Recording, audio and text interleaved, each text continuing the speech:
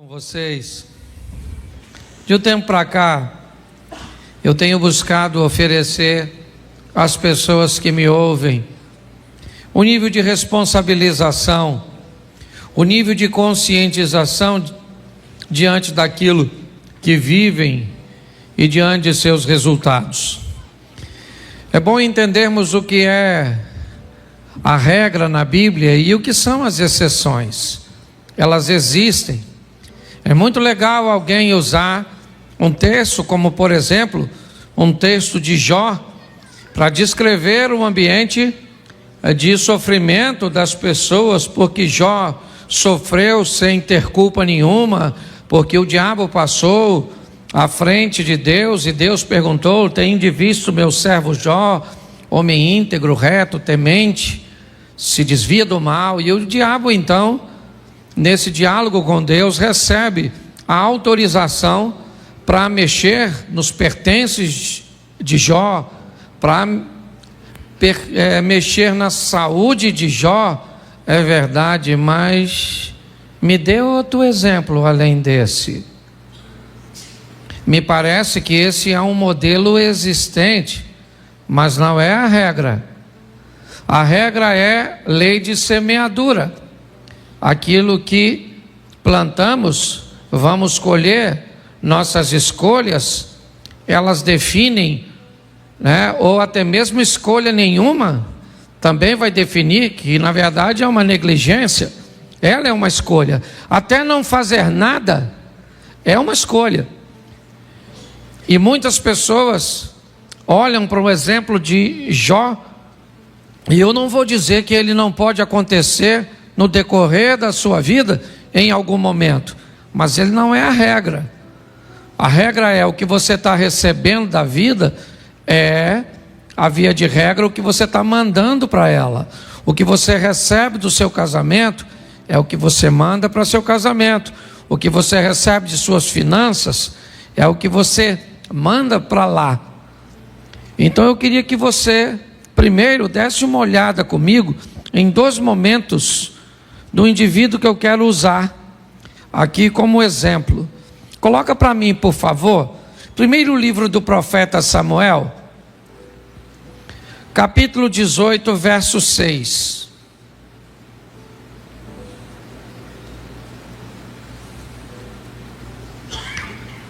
Sucedeu, porém, que vindo eles, quando Davi voltava de ferir os filisteus, as mulheres de todas as cidades de Israel saíram ao redor, ou saíram ao encontro do rei Saul, cantando e em danças, com adufes, com alegria e instrumentos de música.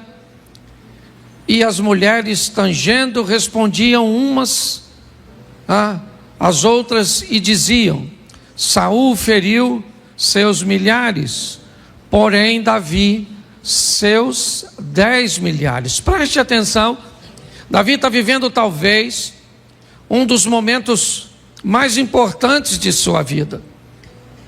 Ele nunca tinha provado uma experiência desse tipo. Primeiro porque era muito jovem. Segundo porque era de uma família humilde. Terceiro porque nunca havia se destacado dessa forma.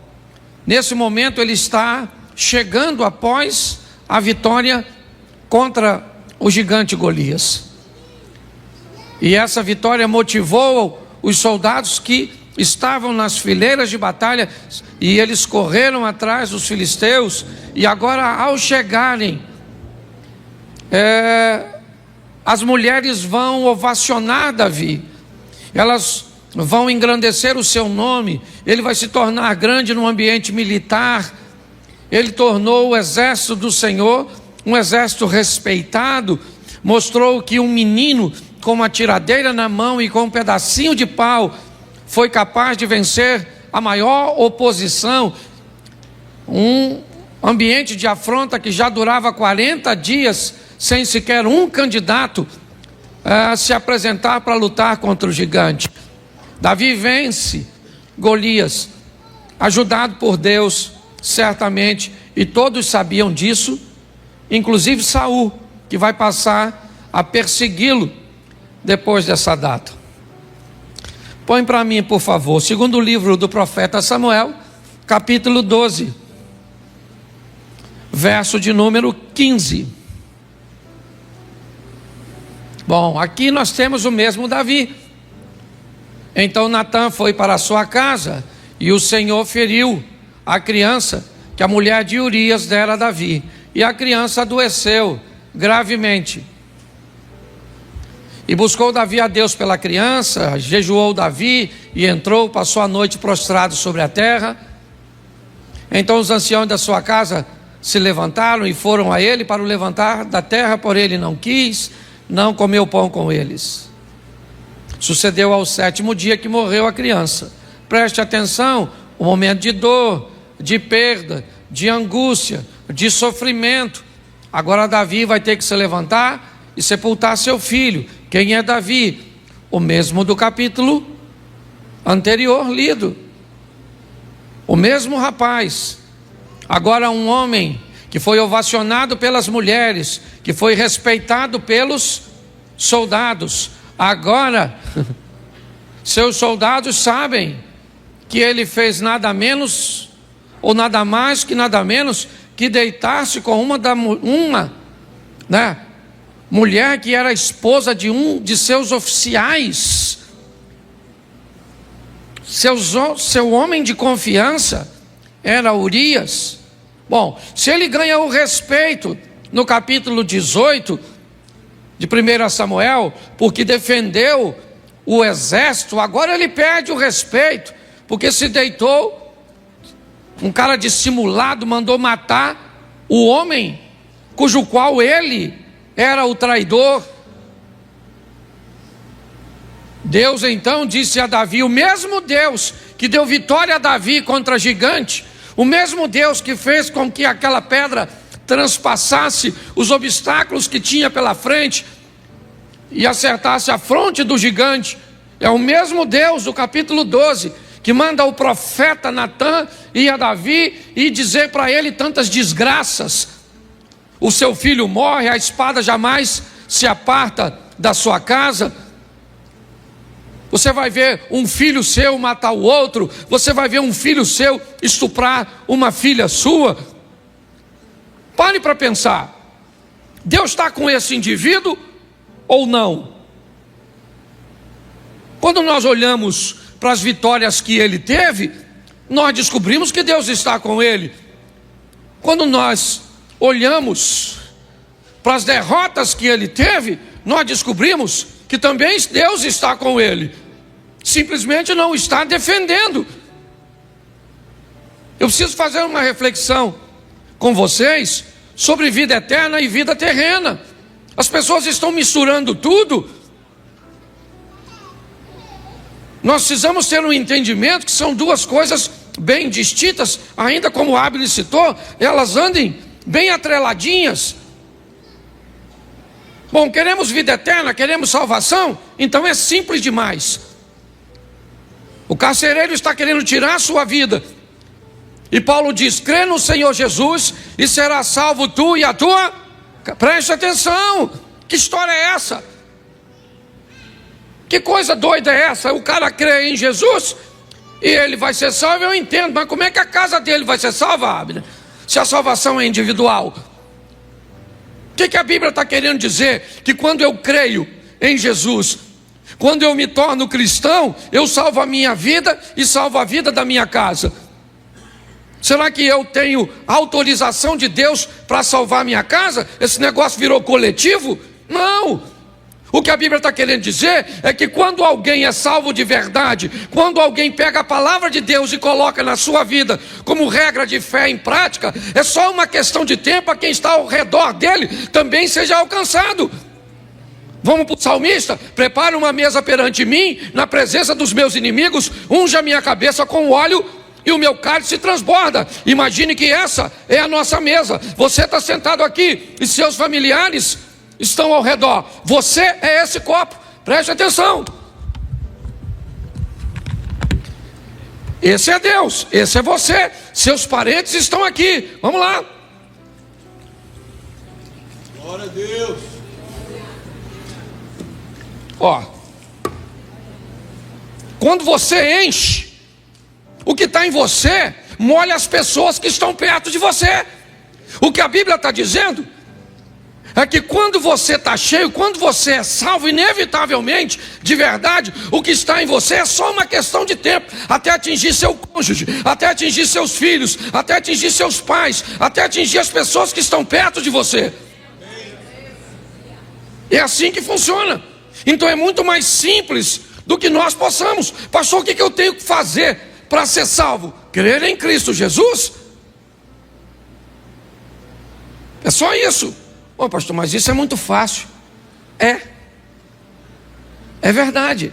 Eu perguntei no primeiro culto, o que é mais fácil?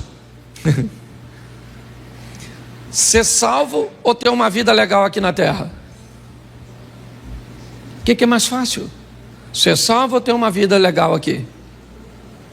O que você acha que é? Ser salvo, sim ou não? Não deveria ser essa a sua resposta. Se é só crer. Ah, pastor, mas é difícil crer. Então quem não tem fé, peça a que a dá de forma deliberada e gratuita. Então é só pedir. Então não tem dificuldade no que diz respeito à salvação.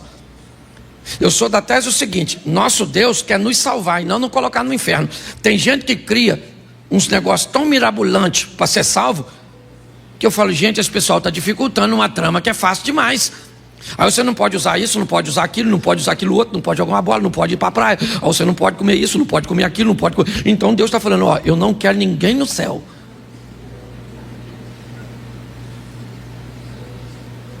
Mano, preste atenção. Uma coisa é você facilitar, outra coisa é banalizar. Eu não estou aqui para banalizar a salvação. Não é isso, mas eu também não estou para dificultar. Ah, você usa calça comprida? Usa. Vai para o inferno. Você usa um batom? Satanás. Se ele for só brilhante, aí uma área do inferno que não é muito quente. Mas dependendo da cor. Entendeu? Ah, você já notou que tem gente que parece que não quer que ninguém vá para o céu? Aí é só não pode isso, não pode aquilo, não pode aquilo outro. Nós temos que ter cuidado com isso. O que Jesus quer é nos dar a vida eterna. Foi para isso que ele morreu. E a Bíblia é bem clara dizer: se nós cremos em Jesus, nós seremos salvos, sim ou não? Isso aí. Só que crer em Jesus não te dá a vida boa aqui na terra. E é isso que eu quero conversar com vocês. Certo? Quem quer morar no céu, todo mundo está afim. Tem alguém querendo ir para o inferno? Levanta a mão. Mesmo não querendo, tem uns que vão. Eu penso assim, eu dou o meu parecer. Depois você pode avaliar, os teólogos de plantão, fica à vontade, os achólogos também, fique tranquilo. Presta atenção, para mim, para aqueles que já receberam e conhecem Jesus, se você morrer devagar, basicamente ninguém se perde, porque todo mundo vai para onde sabe o endereço. Ficou doente, a morte começou a parecer que alguém vai apagar o interruptor. Você já falou, meu Deus do céu, tem misericórdia da minha vida, perdoa todos os meus pecados. Você pede perdão até do pecado que não tem. Senhor, perdoa o que eu vou fazer amanhã. Entendeu? O problema é a morte súbita. Infartou, aí não dá tempo mais não, maluco. Aí quando você viu, já está do outro lado. Caraca, morri. Morreu, para onde eu vou? Já sabia desde lá. Ok? Então para mim é mais fácil ser salvo. Eu, por exemplo, eu não tenho medo de morrer, eu tenho medo de dor. Aliás, eu acho que isso é uma coisa de todo homem. É ou não é? Mulher já nasceu preparada para dor. Homem é frouxo quando o assunto é dor. Mulher se corta toda para ficar bonita. Homem, qualquer corte para ele é feio. Certo? Quantos homens aqui já fizeram? Deixa eu fazer uma pesquisa de campo. Se você fosse ter um filho homem, você preferiria normal ou cesárea? Desgracei a vida do homem. Porque qualquer uma das duas opções dói. Não é? Ele diz assim: eu preferia ser estéril. Era a preferência do homem. Certo? Quantas mulheres aqui já fizeram uma cirurgia plástica básica de qualquer natureza para ficar mais bonitinha? Por gentileza, manifeste-se agora. Levanta a mão, por gentileza. Glória a Deus. Glória a Deus. Deus abençoe a senhora. E se tiver que fazer mais, faça. Quantos homens aqui já fizeram alguma cirurgiazinha plástica para ficar mais bonitinho? Levante a mão, por gentileza. Já notou que não é regra, é exceção. Lembra do começo da mensagem? Porque pra gente esse negócio de doer não é com a gente. É ou não é? Uma mulher com 39,5 de febre, ela levanta de manhã, bota as crianças pro colégio, faz comida, bota o marido para trabalhar, paga as contas, volta, arruma a casa toda, pega as crianças, faz amor com o marido à noite, toma um antitérmico e vai dormir. Seu marido 37,5, dá uma tonteira nele, a boca fica amarga, ele já mandou avisar todo mundo que não vai trabalhar e possivelmente a morte está rondando a vida dele, e já começa a dar senha de banco. É ou não é? A verdade é essa, querido. Eu preciso mostrar a você algo muito simples, mas que às vezes nós complicamos. Quando o assunto é vida eterna, é fácil. É crer em Cristo. Ok? Temer a Deus e crer em Jesus Cristo nos dá direito à vida eterna. Porém, viver aqui na terra é mais complicado. Por quê? Porque nós vivemos debaixo de uma lei.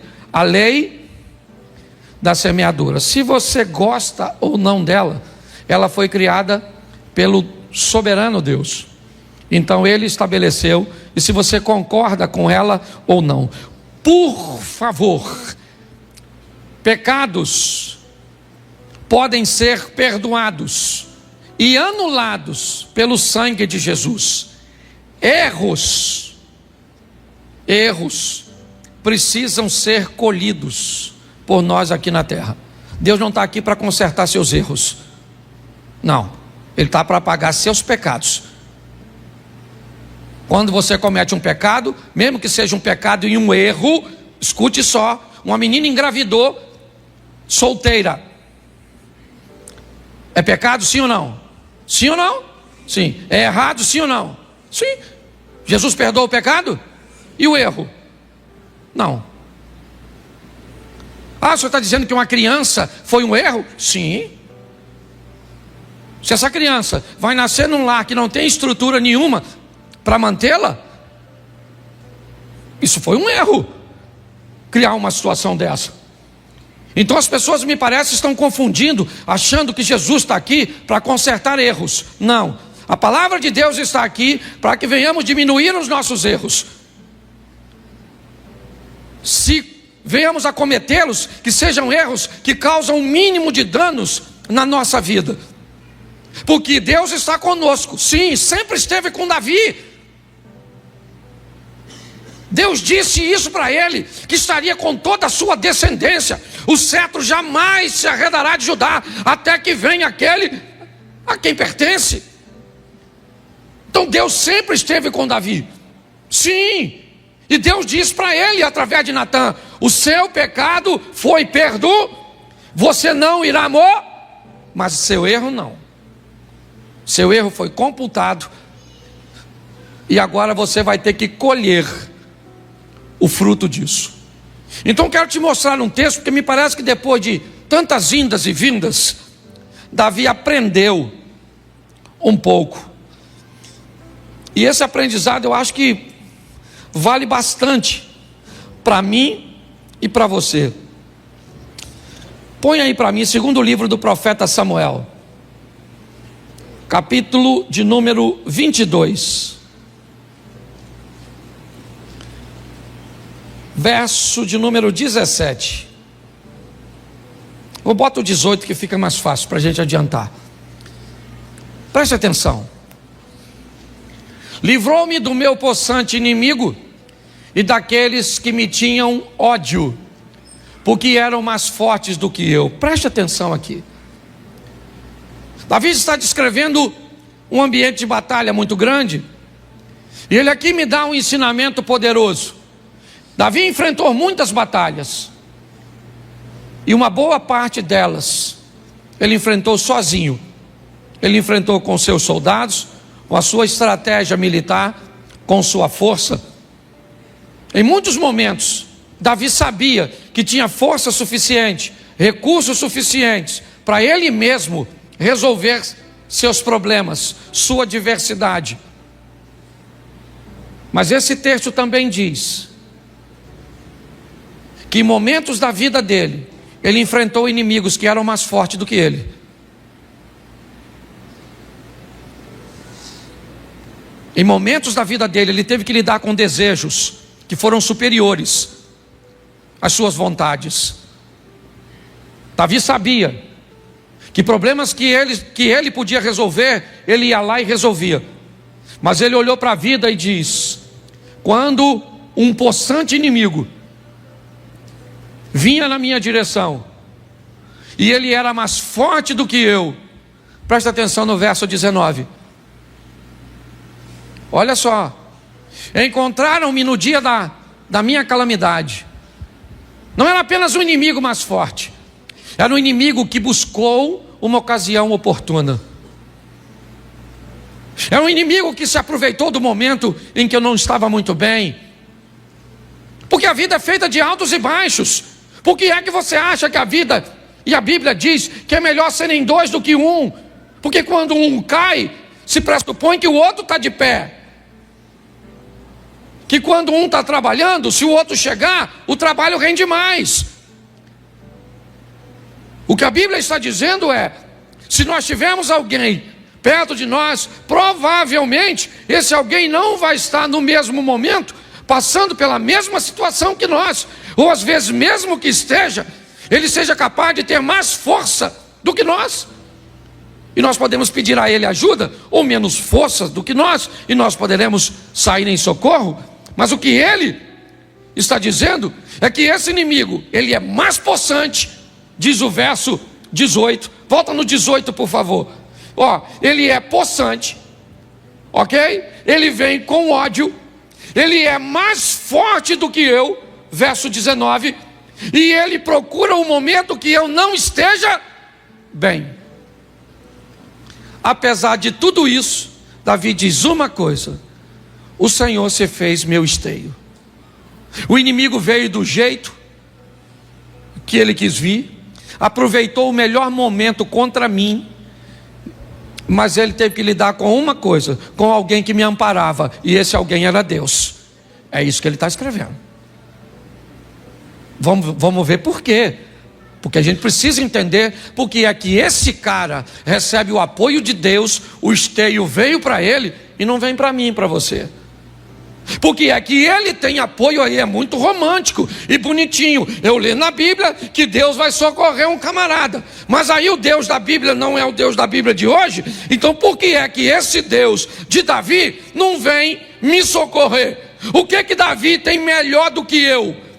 Se o Novo Testamento diz que Elias era um homem sujeito às mesmas paixões que nós, e eu posso transferir isso para Davi. Davi não tinha nenhuma vantagem sobre mim e nem sobre você. Então que história é essa de um Deus que vira esteio desse camarada no momento de calamidade dele, no momento de um ataque de alguém que é mais forte, certo? No ataque de alguém que está odiando, e nós vivemos tudo isso. Cadê Deus? Vamos descobrir se tem alguma coisa que nos diferencia de Davi, porque talvez tenha. Porque é muito legal você ler o texto, né, na carta dos Filipenses. Porque Deus, segundo as suas riquezas, retribuirá em glória. É muito legal. A diferença é só o seguinte: quando você lê esse texto, lembre-se para quem ele foi escrito. Ele não foi para você, ele foi para os filipenses. Paulo está dizendo que os filipenses merecem receber de Deus uma recompensa pelo que fizeram, e não sou eu nem você. Pô, pastor, então o senhor está dizendo que esse texto não é para mim? Não, é para os filipenses. Mas você pode fazer parte dele se você fizer a mesma coisa que os filipenses fizeram. Quando você faz a mesma coisa, você se insere num grupo que pode receber, não necessariamente vai, mas pode. Dá a você o direito de ir para o trono e falar com Deus, repetir um comportamento daquele cujo qual aprendi na tua palavra, Senhor. Eu não sei se você já fez essa oração, sabe? Quando você quer reivindicar alguma coisa, e aí reclamar no sentido positivo, fazer uma reclamação, reivindicar, você vai com o texto bíblico, mas vai com um comportamento que sustenta esse texto bíblico, que é isso que nós vamos ver agora. Deus se fez esteio, está tudo direitinho. Põe o verso 20. Tirou-me do largo e arrebatou-me dali, porque tinha prazer em mim. Bom, então Deus tem prazer em Davi. Por que que Deus tem prazer nesse cara? Vamos dar uma olhada. Lembrando a você que o capítulo 12 já passou. Esse cara que vocês estão vendo aí foi o cara que venceu o gigante, foi o cara que matou o leão, foi o cara que matou o urso, foi o cara que não matou Saul. Ele foi o cara que se deitou com Batseba, que conspirou para matar Urias. Esse camarada aqui cometeu erros e acertos ao longo de sua vida, mas o capítulo 12 ficou para trás de 2 Samuel. O 17 e o 18, então o 16, onde a história dele começa, está anos atrás. Ele tem que aprender alguma coisa com a vida. E quando ele diz que Deus tem prazer nele, presta atenção, porque o texto seguinte já foi: recompensou-me o Senhor conforme a minha justiça. Aqui Davi começa a dizer que estilo de vida ele está vivendo agora. Davi começa a dizer que Deus está dando para ele, ou aliás, sempre deu para ele o retorno do que ele estava mandando para Deus. É como se você estivesse vivendo diante de um espelho, e cada movimento que você faz aqui, o espelho repete lá. Davi está dizendo o seguinte: o Senhor me recompensou conforme a minha justiça, não a sua justiça. Deus não te recompensa segundo a justiça dele. Deus está para te recompensar segundo a sua justiça. É lei de semeadura. Como você vive, como você procede, é exatamente o que volta para você. É isso que ele está dizendo. O Senhor me recompensou. Como? Com a minha justiça. Por quê? Porque você venceu o gigante quando estava alinhado com Deus. Por quê? Porque você enterrou seu filho quando estava desalinhado com Deus. Quem é que está na sua vida? Deus. Para te dar o quê? O que você merece segundo a sua justiça. Pastor, mas eu não posso estar vivendo uma injustiça. Claro que pode, desde que essa injustiça entre na história do Jó, onde você está vivendo um momento que seja de provação. Se esse é seu momento, levante sua cabeça, segure a onda como fez Jó. Nu saí, nu eu volto, louvado seja o nome do Senhor, recebi o bem de Deus, por que não receberia o mal? E se é um cara íntegro, correto, equilibrado, recebendo, os amigos dele vão visitá-lo, e qual é o discurso? O que você fez de errado? Ele disse: eu não fiz nada de errado. Tem que ter feito, porque na cabeça de algumas pessoas, você não pode sofrer que tem pecado. Não, existem momentos bem isolados, que seu sofrimento não tem nada a ver com isso. Mas entenda bem, ele é bem isolado. Pare de dizer, quando alguém estiver falando, essa aqui, esses dias, falou: Cláudio, se você souber o que estão falando a nosso respeito. Eu falei para ela: Mary, quando alguém fala algo a nosso respeito, duas coisas podem ser. Primeiro, pode ser verdade. E se pessoas falam verdade a nosso respeito, isso significa que nós precisamos mudar a nossa postura e corrigirmos a nossa rota. Segundo, pessoas podem estar falando mentira a nosso respeito. Então vamos descobrir o que elas estão falando. Se for verdade, a gente corrige. Se for mentira, é a única forma que a pessoa tem de falar mal a nosso respeito. Quando alguém fala mal de mim e é em verdade, eu não tenho o que fazer. O que eu posso fazer? A melhor maneira é você viver de uma forma tão honesta que o único jeito que alguém tenha para falar mal a seu respeito seja com mentiras. Não tem jeito. Ah, mas vai se ver com Deus. Não vai não, filho. Não vai não. Para se ver com Deus, tem que falar com você, mal de você injustamente. Mas se você estiver fazendo, vão falar e vão falar e vão falar. Entendeu? Por quê? Porque você está dando motivo.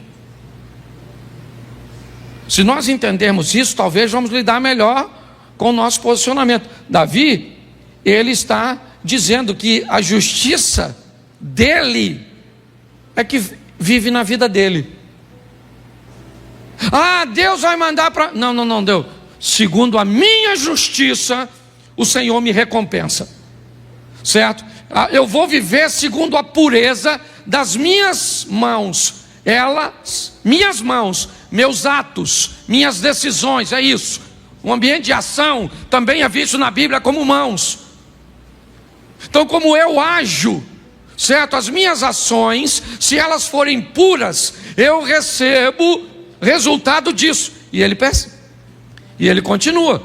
Dá uma olhada no 22, porque vai embora. Porque guardei os caminhos do Senhor e não me apartei, impiamente do meu Deus. Ele está descrevendo porque ele é um cara abençoado. Não é por acaso, não é porque Deus gostava dele e não gosta da gente. Ele está descrevendo, eu recebi justiça porque agi com justiça. Oh, mas ele não agiu com justiça quando ele matou Urias. Beleza, então quando ele matou Urias, ele viu seu filho ser morto. É assim que funciona. Eu preguei esse dia sobre Jacó e Esaú, lembra? Jacó trai o irmão e não resolve o problema e viaja. Quando ele chega lá, Esaú não está lá para se vingar, mas quem é que está lá? A traição. Então a traição pulou do Esaú para o Labão. Então Jacó traiu Esaú e Labão traiu Jacó, porque o futuro está lá te aguardando. É assim que funciona. Nem sempre ele vai vir na mesma pessoa, ou nem sempre ele vai vir na mesma moeda, mas é a vida. É assim que funciona. O texto, ele está ali, ó. Por quê? Por quê? Ele tá, olha lá, olha o porquezinho lá, ó. Deu para notar que já é uma respostazinha? Vamos lá. Porque guardei os caminhos do Senhor e não me apartei impiamente do meu Deus. Por isso que eu estou vivendo tudo que eu estou vivendo. É Davi. Olha o que ele diz no 23. Porque todos os seus juízes estavam diante de mim. Não tinha juiz nenhum diante de Davi. Que juiz que estava lá? Samuel estava lá, é isso? Todos os juízes estavam lá? Não, o que ele está falando foi do que ele aprendeu. O certo. O que ele diz? O certo está sempre diante de mim. Quando eu faço alguma coisa que é errada, eu tenho um juiz, que são os estatutos, para eu não me desviar dele, que é aquela mãozinha do Espírito Santo narrada por o profeta Isaías. Então ouvirei uma voz que dirá por trás de mim: este é o caminho, andai nele, não se desviai nem para a direita e nem para a esquerda. É Deus o tempo inteiro buscando corrigir nossa rota. Está aqui, ó, está aqui. Se eu posso olhar para onde devo ou não devo, se eu posso falar ou não falo, se eu posso mexer ou não mexer, se eu posso fazer ou não fazer, está tudo aqui. Os estatutos estão diante de nós. Os juízes estavam diante de mim o tempo inteiro. E aí, seus juízes traziam seus mandamentos, seus estatutos, dos quais eu não me desvi, pelo menos agora. Antigamente se desviou sim. Que negócio é esse desse camarada vir dizer que é um santinho, que é alguém que não comete erros? Ah, dos seus estatutos eu não me desviei. Ele poderia encontrar com Simei, ou com um daqueles que conheciam o seu passado, diziam: meu irmão, eu conheço você, em 1992 você fez isso. Ele falou: meu irmão, mas nós estamos em 2022, eu não sou a mesma pessoa que era antes. Estou andando com Deus já faz tempo. Naquela época eu já estava andando com Deus, mas não na intensidade que eu estou andando hoje. Naquela época eu ainda fazia, eu ainda falava, eu ainda sofria consequências. Hoje não. É o que ele está dizendo: dos seus e de seus estatutos eu não me desviei. Mas isso é capítulo 22. Não queira ler esse texto aqui, sem antes conhecer a história do cara que escreveu. E ele continua dizendo, vamos lá, ele vai repetir novamente: porém fui sincero perante ele, e guardei-me da minha iniquidade. Isso, Davi está falando de fraquezas, mas não está falando mais de fracasso. Preste o que ele diz: eu fui sincero. Sincero. O que é sinceridade? É dizer a verdade. Eu estou sentindo, eu estou sentindo. Eu estou legal, eu estou legal. Eu não estou legal, eu não estou legal. Eu estou fraco, eu estou sentindo isso e não deveria sentir.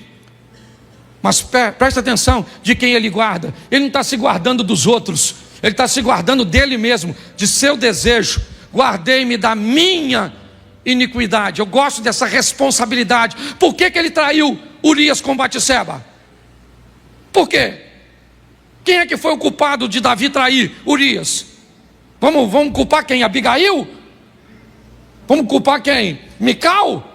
Vamos culpar todas as mulheres de Saul? Ah, essas mulheres não me satisfazem. É isso?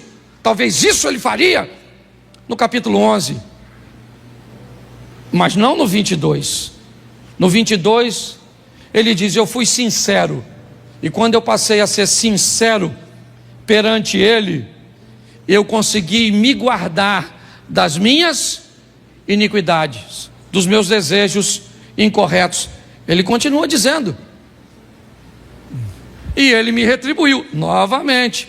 Lá onde eu comecei, recompensou. E me retribuiu o Senhor conforme a minha. Está aí, conforme a minha.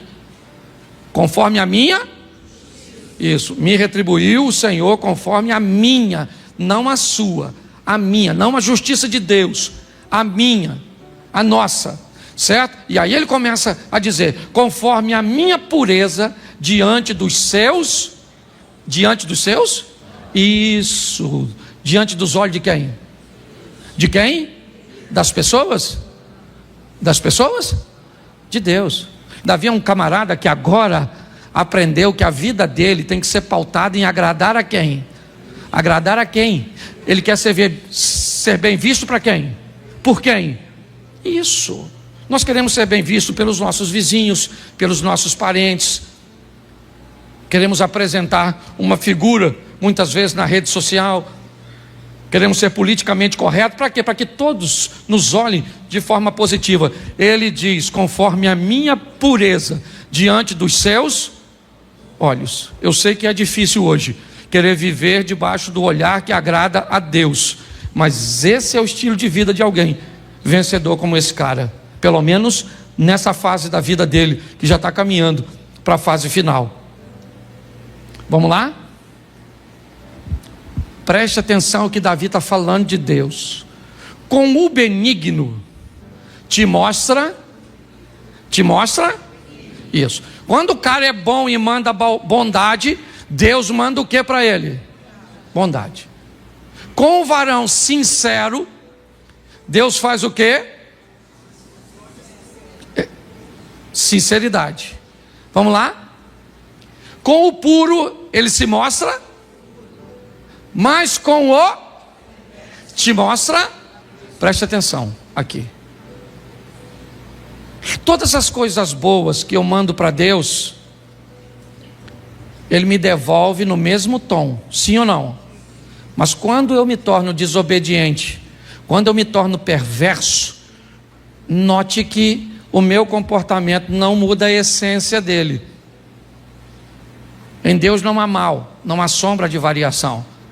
Quando o texto diz: mas com o perverso te mostra avesso, o que o texto quer dizer é apenas o seguinte: se eu fiz justiça Bom, eu mandei justiça e o Eliezer quer ser injusto comigo. Vamos lá?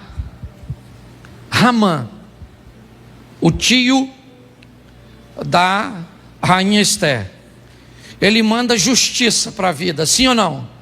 Sim ou não? Sim, né? Mordecai manda para ele o quê? Injustiça, sim ou não? Quem é mais poderoso, Ramã ou Mordecai? Mordecai. Quando Ramã manda justiça e Mordecai manda injustiça, quem é que entra? Deus. E Deus faz a injustiça virar e pronto. Quando você está alinhado com Deus, você faz o bem e alguém quer te mandar o mal, Deus transforma o mal em bênção. Mas Deus não transforma o mal em bênção quando você manda o mal. Ah, mas se eu me arrependi do mal que mandei, entra no céu, mas colhe o efeito do mal. Por isso o texto diz que todas as coisas boas, você mandou pureza, vem pureza. E se alguém tentar de forma incorreta, Deus entra com providência. Mas quando chega no cara que é perverso, mal, não tem jeito. Eu mandei maldade, Deus faz o quê? Continua onde sempre, no controle de todas, só não se mete. Poxa, pastor, não concordo com isso. Beleza, os caras vão jogar os 3 amigos de Daniel na fornalha. Lembra? Sadraque, Mesaque e Abidnego, Ananias, Misael e Azarias. Eles morreram, os 3 rapazes. E os caras que foram jogar ele, morreram ou não? Morreram ou não? Sim. Ué. Vamos lá? Jogaram Daniel na cova dos leões. Beleza. Daniel morreu? Os caras que conspiraram contra Daniel, quando entraram na cova, o leão matou? Vamos lá. O povo está atravessando o mar. Eles morreram afogados? Os egípcios que vêm atrás morreram? Era gente. Do mesmo jeito. Dá para você entender isso? Você quer fazer separação entre o povo de Deus? Faça, fique à vontade. Só estou te mostrando que sempre tem 2 grupos: dos alinhados e dos desalinhados. É só isso. O tempo inteiro Deus está querendo falar isso comigo e com você. Que estilo de vida você quer? Ah, pastor, mas Deus é amor. Beleza. Dizer que Deus é amor não está errado, mas a resposta também não está correta. Ela está incompleta. Um bolo é farinha, sim ou não? Sim ou não? Não. Só farinha? Um bolo é farinha? Um bolo é açúcar? Um bolo é fermento? Um bolo são ovos? É manteiga? Sim ou não? Então por que na hora que nós vamos delinear Deus, Ele é só amor, e aí qualquer tipo de amor vale, qualquer coisa pode? Não, porque amor, porque Deus é amor. Não, Ele é amor, mas Ele é fogo consumidor. Ele é amor, mas Ele é justiça. Nós temos uma série de coisas. Está na hora de você parar de sofrer, fazendo o quê? O mesmo que as pessoas fizeram quando aprenderam as lições da vida. Não foi fácil para esse camarada. Começou no 1 Samuel 16, quando ele entra na história. Momentos extraordinários, fantásticos, é verdade. Mas ele também aprendeu a duras penas o que era desobedecer a Deus, o que era fazer besteira na vida. Mas finalmente, o capítulo 22 chegou para esse cara. E agora esse cara sabe que o que ele vive é nada mais, nada menos do que o reflexo do que ele envia. E aí ele mudou, aí ele ampliou sua mente. E dê uma olhada no final da história de Davi. Começa a ler depois desse texto. Dá uma olhada nesse cara. Vai ver como ele treinou seu filho Salomão, seus conselhos. Vai ver como é que esse cara demorou, mas aprendeu. Eu não sei quanto falta para você e eu ainda aprendermos nessa vida. Eu só aprendi uma coisa: cuidado com seus erros, porque eles também são colheitas. E cuidado com as colheitas, porque tem colheita que leva tempo para colher. Tempo para colher, tempo para colher, tempo. dependendo do que você semeou no coração da sua mulher, pode ter passado 20 anos e você ainda anda colhendo alguma coisa. Ou você trata isso de forma correta, taca fogo, não pega o restante da colheita, monta um ambiente com a esposa, incendeia esse troço tudo, purifica o solo e dá um jeitinho de plantar de novo. Fecha seus olhos, por favor, feche seus olhos. Pai, em nome de Jesus, ouvimos muito a respeito do Senhor e muitas vezes achamos que não temos os mesmos direitos, que pessoas são mais facilitadas do que nós, que resultados eles nos apresentam uma parcialidade do Senhor para com algumas pessoas. Mas sabemos que isso não é verdade, porque o Senhor é justo. E em nome de Jesus, que possamos entender como Davi, no aprendizado, que recebemos aquilo que enviamos. Então que venhamos, ó Pai, nesta noite, guardar no nosso coração da nossa iniquidade, sermos sinceros diante do Senhor, aprendemos a lidar com o nosso temperamento, com os nossos desejos, e buscarmos sermos puros diante dos Teus olhos. Abençoa, ó Deus, a nossa caminhada de fé, e que possamos provar resultados extraordinários nesta terra. Não apenas sobrevivermos, recebendo sempre o suficiente para cada dia, mas que possamos viver recebendo mais do que necessitamos, para que possamos também ajudar outras pessoas. Leva-nos aos nossos lares, guardado por Tuas boas mãos poderosas. Que o Teu poder venha transbordar, ó Pai, o nosso cálice, de tal maneira que alcance aqueles que estão próximos de nós. Te damos graças por tudo, ó Deus. Que tenhamos uma semana de bênção, uma semana de vitória, uma semana de boas notícias e de bons negócios. Que o grande amor de Deus, nosso Pai, a graça de nosso Senhor e Salvador Jesus Cristo e as doces consolações do Santo Espírito de Deus seja para com todo o povo do Senhor, e todos digam